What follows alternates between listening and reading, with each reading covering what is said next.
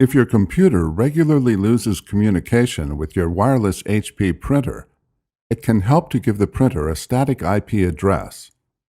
This video shows how to assign a static IP address to your HP printer using the Embedded Web Server, or EWS. Note that this option will not be available on some older printers or on some versions of the EWS.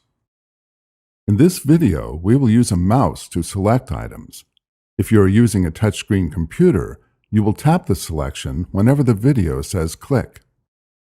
Before you begin, you need to print a network configuration page to get your printer's IP address. Printing a network configuration page varies by printer, so we will not provide those instructions here.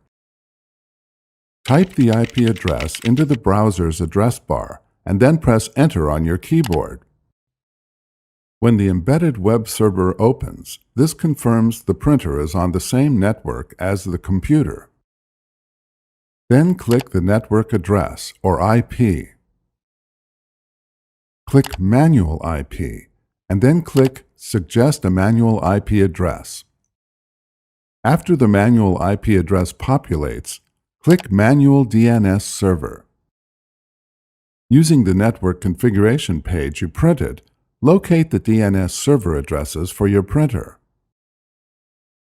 Type the DNS server addresses for your printer into the Manual Preferred DNS Server field and the Manual Alternate DNS Server field. Click Apply.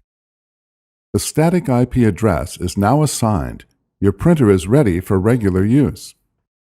Before heading ahead into the video, in case you are facing any issue with your HP printer device, get in touch with our HP printer expert. Thanks for watching, and don't forget to smash that like button and hit the subscribe button so that you don't miss any of our videos, and in the case face any problem, get in touch with the experts.